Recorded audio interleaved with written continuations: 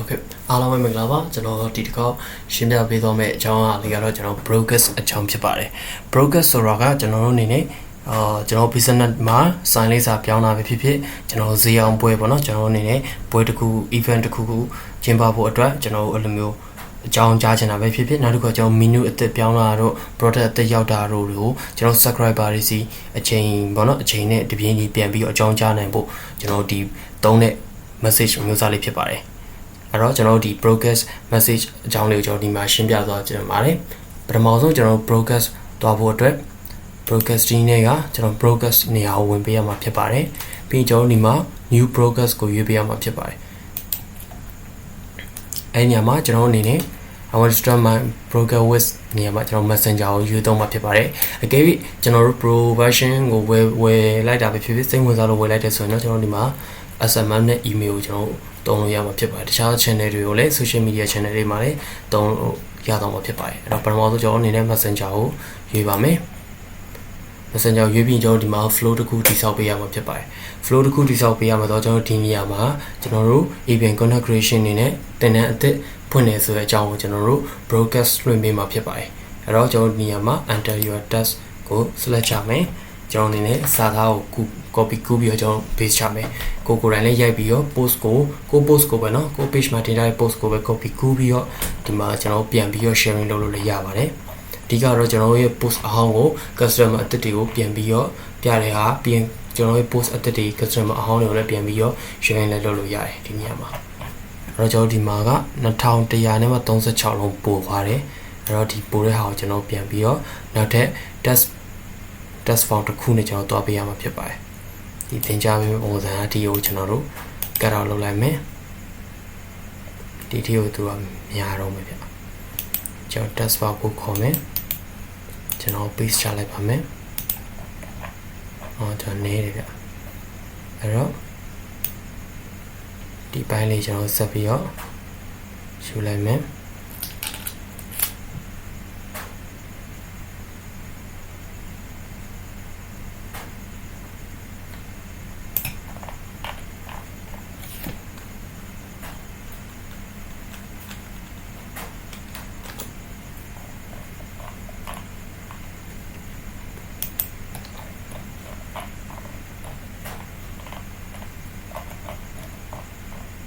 ဒါမှမဟုတ် 3D ကူပြီးသားဆိုတော့ဒီမှာ cut out လုပ်လိုက်မယ်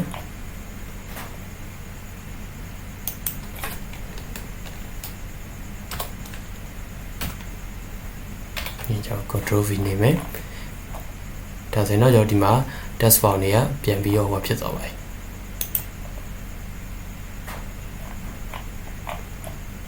ဒီပါတော့386လုံးကျန်သေးတယ်ဗောနော်လိုသေးတဲ့ကြောင့်ဒီမှာထပ်ပြီးတော့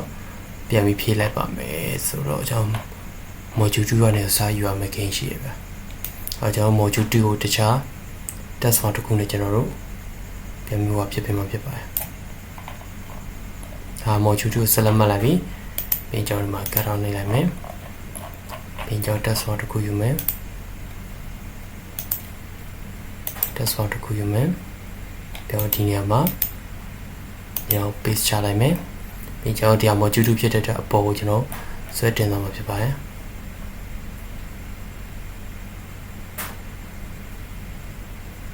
ဒီမှာကျွန်တော်ချလိုက်မယ် okay module 3 module 2 module 1 okay ဒါဆိုရင်ကျွန်တော်ရဲ့ကြော်ညာစာကျွန်တော် test file ပုံစံမျိုးနဲ့ပြတာပြီးတော့เนาะပြီးဆိုကျွန်တော်ဒီမှာပုံလေးထည့်မယ်ပုံကိုကျွန်တော်အနေနဲ့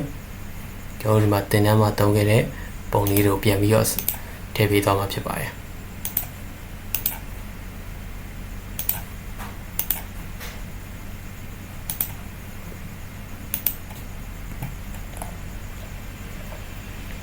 ကျွန်တော်ဒီနေရာမှာ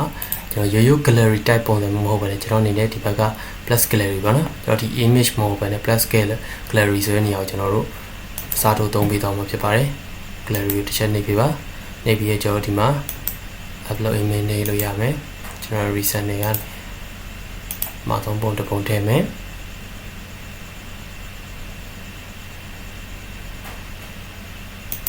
ဒါကိုကျွန်တော်တို့ APN content creation လို့ကျွန်တော်ပြင်မှာဖြစ်ပါတယ်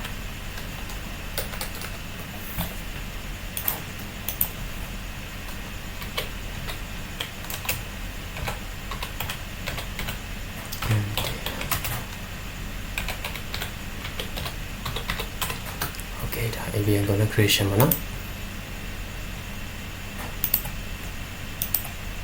ဒါပြီးကျွန်တော်တို့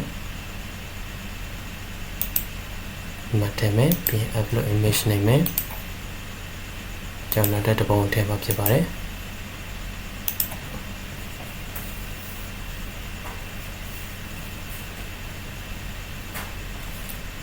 ဆိုတော့အတိုင်းပဲကျွန်တော်တို့ဒီ APN content creation ဆိုရဲခေါင်းစဉ်ကိုကျွန်တော်ပြန်ပြီးယူသွားမှာဖြစ်ပါတယ်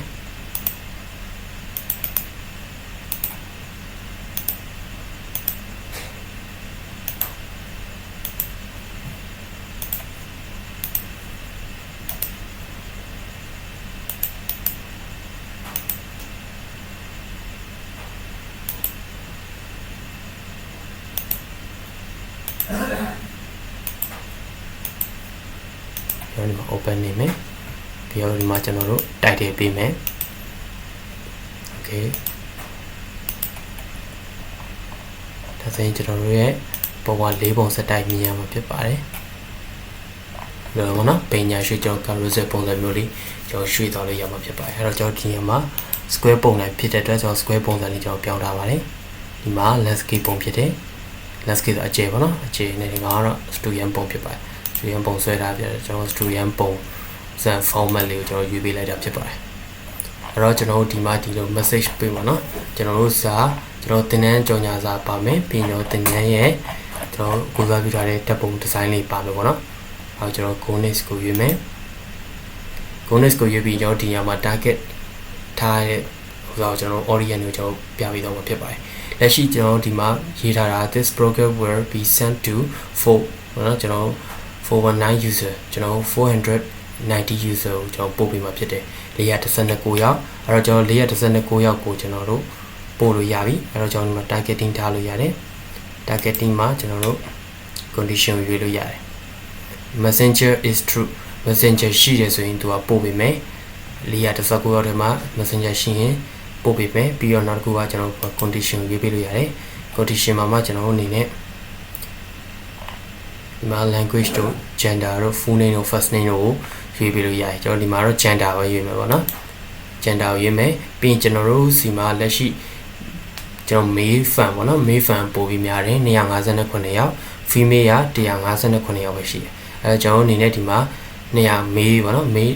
259ရောက်ကိုကျွန်တော်ပို့ပေးမှာဖြစ်ပါတယ်ယောက်ျားလေး259ရောက်ပို့ပေးမယ်ပြီးရင်ဒီမှာ schedule program ကိုကျွန်တော်လုပ်လို့ရတယ် schedule for later ဆိုရင်ရွေးရင်ကျွန်တော်အနေနဲ့ဒီမှာ date month year ပြီးတော့ကျွန်တော်နိုင်နဲ့ minute ကအစားအတိအကျထည့်ထားလို့ရတယ်ကျွန်တော်ကတော့လက်ရှိချက်ချင်းပို့မှာဖြစ်တဲ့အတွက် start sending now ဆိုကျွန်တော်ရွေးလိုက်ပါမယ်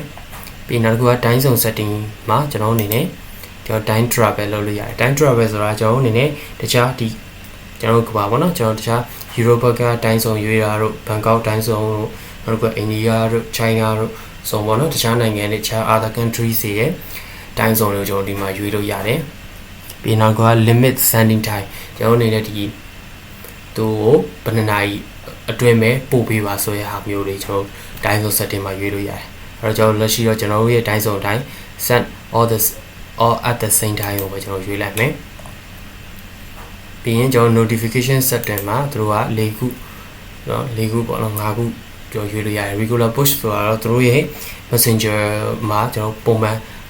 စာပို့လိုက်တဲ့ပုံစံတိုင်းပဲရောက်သွားမှာဖြစ်တယ်နောက်တစ်ခု only one regular notification တစ်ခါပဲသူက notification တစ်ခါပို့မယ် only two regular notification ပုံမှန် notification တစ်ခါပို့မယ်ပြီးရင် silent push ဆိုတာကြတော့သူ့ကိုကျွန်တော်တို့အနေနဲ့ဒီဘောနော် message ဟိုမြင်ပါတယ်ပါပါတယ်ဆိုမပြောဘဲချက်ချင်း reach ပုံစံမျိုးကျွန်တော် silent စာပို့တယ်လို့မျိုးပို့လို့ရတယ် silent လုံးဝ silent ပုံစံမျိုးသူ့ကိုလုံးဝ notification အနေနဲ့အတိမပေးဘဲနဲ့ပို့လိုက်လို့လည်းရတယ် messenger အတွင်းမှာပဲပို့လိုက်လို့ရပါတယ်အဲတော့ကျွန်တော်ဒီမှာ regular push ပေါ်ယူမှာဖြစ်ပါတယ် okay နောက်တစ်ခုကကျွန်တော်ဒီမှာအဓိကရွေးတာကကျွန်တော်ဒီမှာ target တွေအကုန်လုံးရွေးပြီးသွားပြီဆိုရင်အပေါ်ဆုံးမှာကျွန်တော်အနေနဲ့ non promotional လား promotional လားဆိုတာဒီမှာရွေးပေးရမှာဖြစ်ပါတယ်ကျွန်တော်ဒီတစ်ခုကတော့ဘယ်လိုမျိုးပါမလဲဆိုတော့ကျွန်တော်ဒီမှာ notification ပြထားတယ်ကျွန်တော်တို့အခု tagging ပေးထားတဲ့ content တွေကိုကျွန်တော်ပေါ့နော်ကျွန်တော် tagging တွဲပြီးပို့ထားတဲ့ content ကဒီ promotional တွေမှာကျွန်တော်တို့ဘယ်လိုပြောမလဲပို့ပြီးတော့ကြာနိုင်တယ်ကျွန်တော်တို့ရဲ့ Facebook ရပို့ပြီးတော့ကြာနေတယ်အဲ့အတွက်ကျွန်တော် non promotional ကိုရွေးရင်ဆိုရင်ကျွန်တော်တို့ဘယ်လိုပြောဆိုကျွန်တော်ဒေါ်လာအမောက်မတုံးထားတာလည်းဖြစ်တဲ့အတွက်ကျွန်တော်တို့အနေနဲ့သူ promotion ချတာလည်းမဟုတ်တဲ့အတွက် Facebook ရဲ့စီကံအရာအနေငယ်ပို့ပြီးတော့ကြာနေတယ်ဆိုတဲ့အကြောင်းဆိုတော့ဒီမှာ notification နေနဲ့ပို့ပေးတာဖြစ်ပါတယ်အဲ့တော့ကျွန်တော်ဒီမှာ non promotional ကိုရွေးမယ် promotional ဆိုရင်လည်းကျွန်တော်ဒီ promotional ဥစ္စာဆိုရင်ကျွန်တော်တို့ message tag ignore ကျွန်တော်တို့ message ကို tagging တွဲတဲ့ဟာတွေကို ignore လုပ်မှာဖြစ်ပါတယ်အဲ့တော့ကျွန်တော်ဒီမှာတော့ non promotional ကိုရွေးပေးရမှာဖြစ်ပါတယ်ပြီးတော့ကျွန်တော်ဒီမှာကျွန်တော်ပို့ပေးရမှာ259ယောက်ကိုပို့မယ်ကျွန်တော်ဒီမှာ send down ဆိုတော့နှိမ့်လိုက်လို့ရပါပြီ Okay ကျွန်တော်ရဲ့ content type ကိုကျွန်တော်မရွေးရသေးဘူး content type ကိုမရွေးရသေးဘူးဆိုရင်လက်ရှိမှာကျွန်တော် post page အနေနဲ့လည်းရေးလို့ရတယ်နောက်ပြီးတော့ confirm event update အနေနဲ့လည်းရွေးလို့ရတယ် account update အနေနဲ့လည်းရွေးလို့ရတယ် post page ဆိုတာတော့ကျွန်တော်တို့အနေနဲ့သူတို့ကို invoice ပို့တာတို့ကျွန်တော်တို့က voucher ပေါ့နော် receipt လောကပြေစာထွက်လာတဲ့ဟာကိုပြန်ပြီးပို့တာတို့ပြီးနောက်တစ်ခုကျွန်တော်တို့ဟို delivery ပေါ့နော် delivery ကိုဘယ်နေရာရောက်နေပြီ vitamin ရှိပဲချင်းရောက်မလဲဆိုတဲ့အကြောင်းအရာတွေပါမယ် notification shipment status ပေါ့နော်ပြီးနောက်တစ်ခုကျွန်တော်တို့အနေနဲ့ order သူ့ဘက်ကနေကျွန်တော် customer ဘက်က order တက်တာကိုကျွန်တော်အနေနဲ့ changes အပြောင်းလဲလုပ်တာတို့ကျွန်တော်နောက်တစ်ခုကဟိုစီဘယ်လိုပြောကျွန်တော်တို့တွေးဖို့အတွက်ကျွန်တော်တို့ schedule ပေးထားတဲ့ပေါ့နော်ဒီ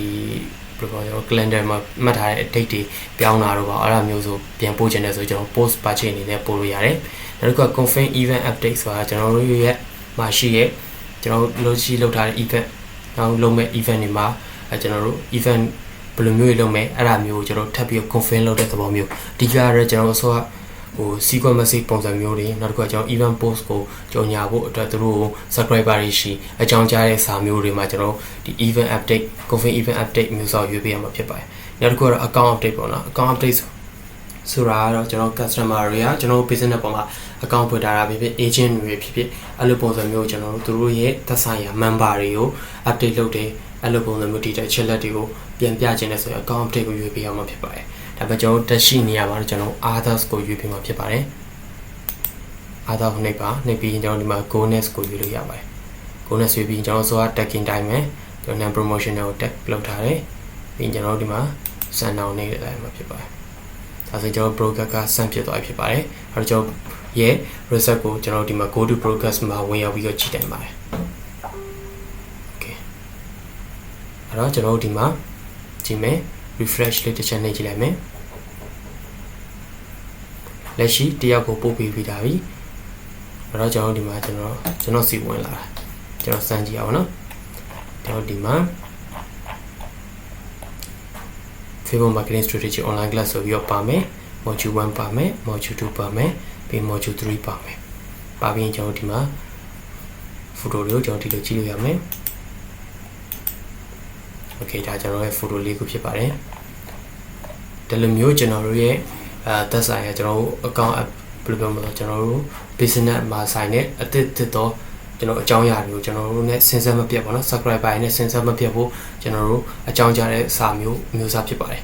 အဓိကကျွန်တော် sign လိပ်စာပြောင်းတော့ changes လုပ်တာပါနော် sign လိပ်စာပြောင်းတာတို့ပြီးရင် sign ကိုအသစ်ဖွင့်တာတို့ပြီးနောက်တစ်ခုကကျွန်တော်တို့ဘယ်နည်းကိုစေအောင်ပွဲလုပ်မယ်တို့နောက်တစ်ခုကျွန်တော် menu အသစ်တွေ product အသစ်တွေထွက်တာတွေကိုကျွန်တော်ဒီလိုမျိုး broadcasting နဲ့ပြန်ပြီးတော့မျှဝေလို့ရပါတယ်ဆိုတဲ့အကြောင်းကျွန်တော်ဒီနေရာမှာရှင်းပြပေးတော့တာဖြစ်ပါတယ်အဲ့တော့ကျွန်တော်တို့သက်ဆိုင်ရာ business တွေ